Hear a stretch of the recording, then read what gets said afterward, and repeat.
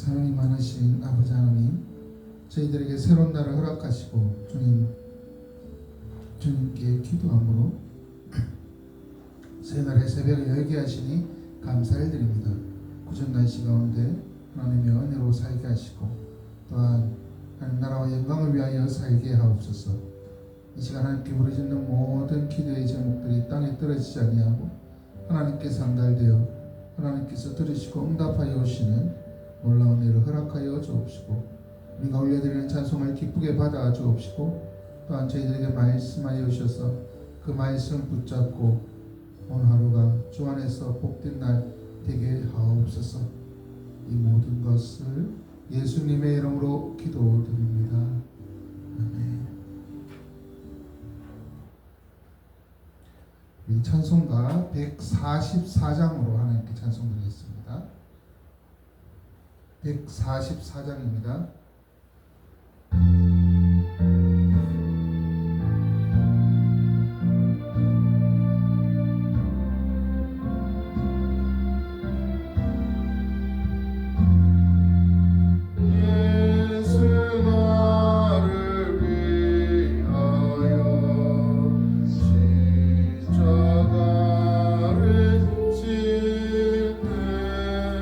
세상 죄를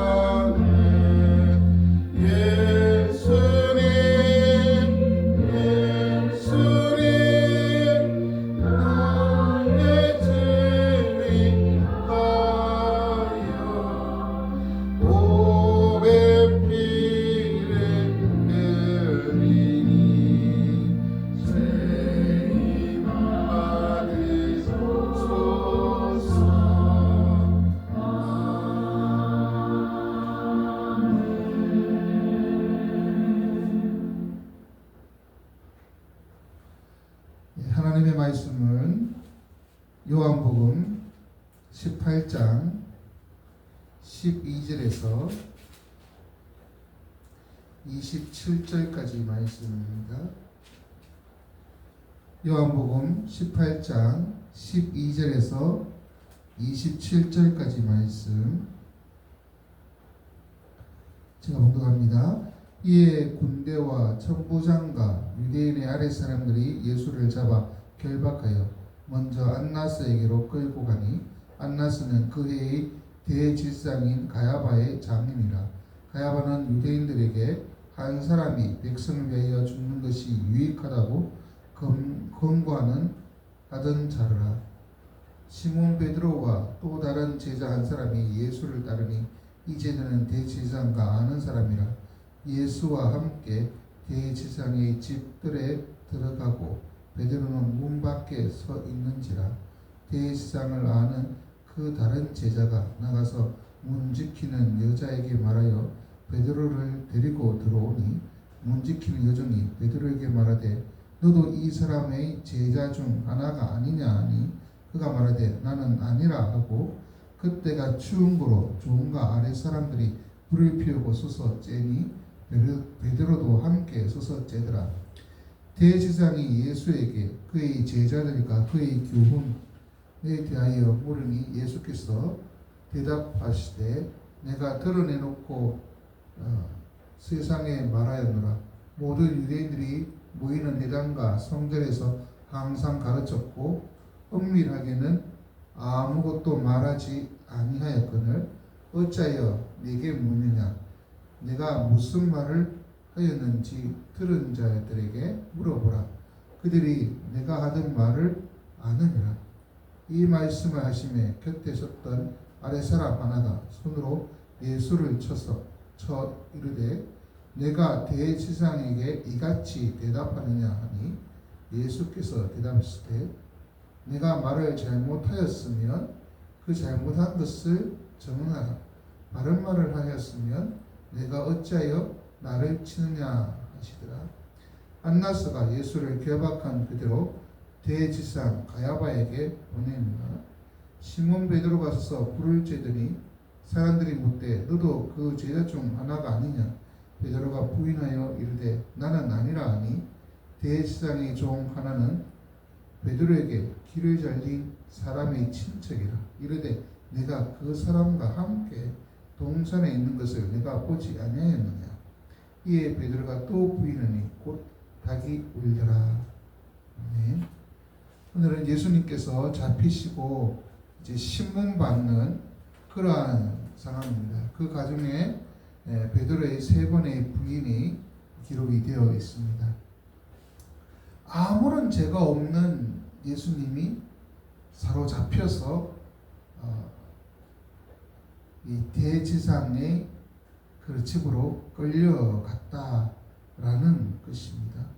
보통 군인들이 여기 보면 12절에 군대와 천부장이 있는데 천부장이라는 것은 말 그대로 그 밑에 부하가 1000명이 있다는 거죠.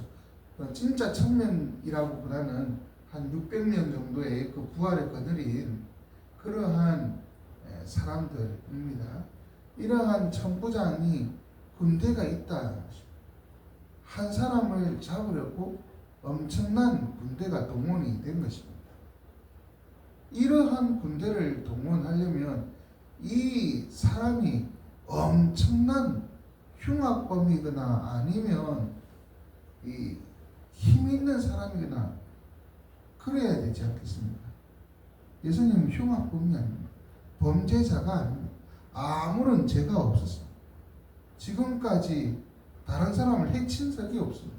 오히려 죽은 사람을 살리고 병든 사람을 고쳐주시는 그러한 능력을 보여주셨지 다른 사람을 해코지 한 적이 없습니다. 그럼에도 불구하고 예수님을 잡으려고 천부장과 그 밑에 희와 부대를 동원을 했다라는 것이죠. 이것이 너무나도 가슴 아픈 일입니다. 아무런 죄가 없는 예수님이 죄인 취급을 받으면서 이렇게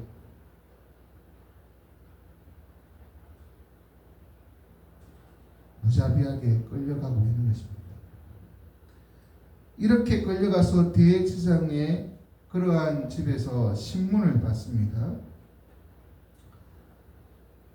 그런데 이 신문 자체가 온갖 불법이 다 이루어지고 있습니다. 신문이 이루어지려면 정인들이 있어야 됩니다. 정인들이 있고 그 정인에 따라서 합당하게 이제 체포가 돼야 되겠죠. 체포하고 그 다음에 이제 짜맞추는 그런 것입니다.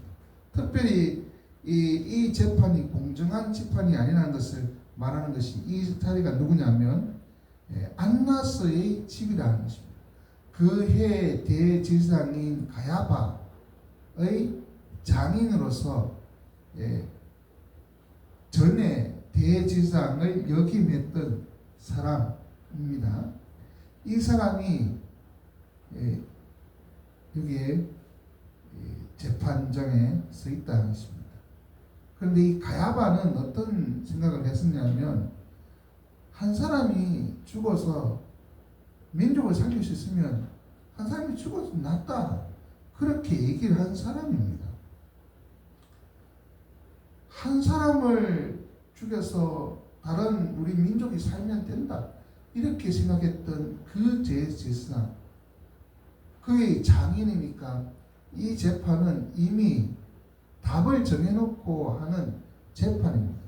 그리고 규정에는 이 재판은 밤에 이루어질 수 없습니다. 낮에 해야 합니다.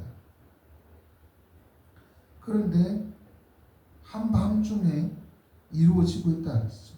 이것조차 불법인 것입니다. 재판이 불법한 자들을 재판하는 것이 본래 목적 아닙니까? 그런데 그 재판 자체가 불법이라는 것입니다. 정인도 없고 그리고 시간도 어기고 이러한 불법 재판. 그때 예수님에게 19절에 보면 제자들과 교훈에 대하여 물었다라고 되어 있습니다. 예수님이 지금까지 숨김없이 거짓 없이 가르쳐 주셨습니다. 엄밀하게 하지 않으셨습니다. 회당에서 가르치거나 성전에서 가르쳤습니다. 그 모든 것들을 대제사장이 성전에서 가르칠 때 대제사장 관할이 안에 있기 때문에 다 알고 있습니다. 회당은 바리새인들이 위주로 하는 곳이기 때문에 바리새인들이 다 알고 있습니다. 엄밀하게 가르친 것이 없습니다. 그런데도 불구하고 예수님을 이렇게 와서 말로 꼬투리를 잡으려고 물어보고 있다라는 것입니다. 제가 있으면 이런 죄를 지었다라고 지적해야 되는데 그렇지 않다는 것이죠. 그리고 예수님은 숨김없이 말하였다. 이때까지 은밀하게 말하지 아니하였다. 진실말을 말했다. 잘못한 것을 증언하지 아니하고 바른 말만 했다. 그런데 그 얘기를 들은 아랫사람 한 사람이 예수님을 손으로 치지 않습니까?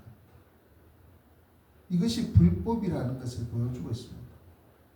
바른 말을 하고 숨김없이 얘기를 하고 있는데 그리고 그 이전의 모든 행위가 은밀한 것이 없이 다 드러내고 물어보면 다 알 수 있는 내용들이었는데 그것에 대하여 자기들이 원하는 답이 안 나오니 손으로 친다는 것입니다. 이것이 얼마나 불의한 재판인지를 보여주고 있습니다. 자신들이 힘으로 누리려고 하는 것이죠. 논리가 안 되니 힘으로 누르고 권위로 누리려고 하는 것입니다. 하지만 예수 그리스도의 권위가 더 높습니다. 예수 그리스도의 힘이 더 높습니다. 하지만 주님은 그 권위를 내세우지 아니하고 묵묵히 이 불의한 재판을 받으십니다. 왜? 저와 여러분을 위하여 대속의 걸음을 걸어 가셔야 하기 때문인 것입니다. 그래서 안나스는 이 가야바에게로 이렇게 예수님을 보냅니다.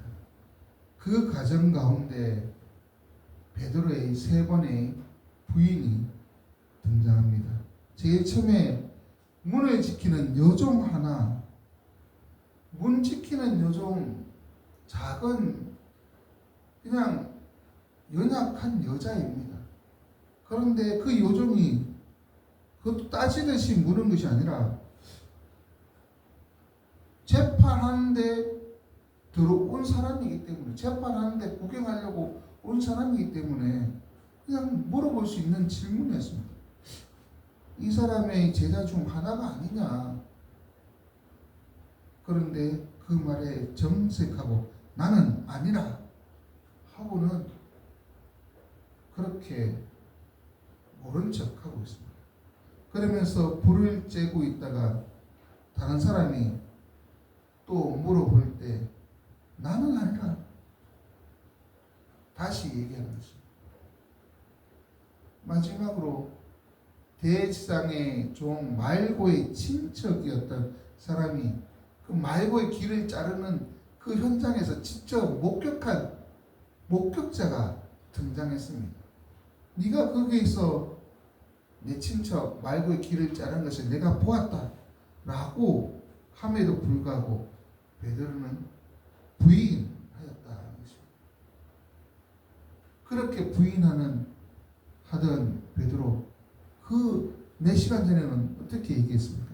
다른 사람이 주님을 버릴지라도 나는 주님을 절대로 버리지 않겠습니다. 호언장담했던 사람이 베드로였습니다. 우리가 베드로보다 뛰어난 점이 있을까요? 베드로의 부인보다 나는 부인 안 하고 예수님을 믿는 사람이라고 당당하게 말할 자신이 있습니까? 우리의 의지로 되는 것이 아니라 우리 속에서 성령님이 역사해 주셔서 주를 시행하도록 그렇게 해 주실 것입니다. 그러한 믿음으로 좀 살기를 원합니다. 우리는 연약합니다. 순간순간 위협 앞에 넘어지기도 합니다. 예수님을 모른다 베드로처럼 부인하실 때도 있을 것입니다. 사람들 앞에서 예수 그리스도를 시인하는 믿음이 되길 원합니다. 그리고 부인했다 할지라도 낙심치 마십시오. 이후에 베드로가 회복되는 것을 요한은 잘 기록하고 있지 않습니다. 그러니 다시 한번 하나님께 붙잡힌 바 되어서 살게 해달라고 예수 그리스도를 주로 고백하고 사람들 앞에 시인하는 믿음이 되게 해달라고 실패했더라도 낙심치 않고 다시 회복시켜 주시는 주님을 경험하게 해달라고 기도해야 할 것입니다. 그래서 오늘 이 말씀을 통해 우리가 기도할 것은 주님이 우리를 위하여 그냥 기꺼이 십자가에 죽기 위하여 군인들에게 잡히셨습니다. 불의한 자처럼 취급을 받고 그리고 모욕을 받았습니다. 불법적인 재판 속에 불합리한 재판, 불의한 재판을 묵묵히 받으셨습니다. 왜? 우리를 위한 대속을 걸어 가시기 위하여. 그 앞에 우리는 예수 그리스도를 주로 시인하는지, 예수 그리스도를 주로 고백하면서 끝까지 붙잡는 예수 그리스도를 드러내고 시인하는 우리 신앙 되게 해달라고 이 시간 기도하시겠습니다.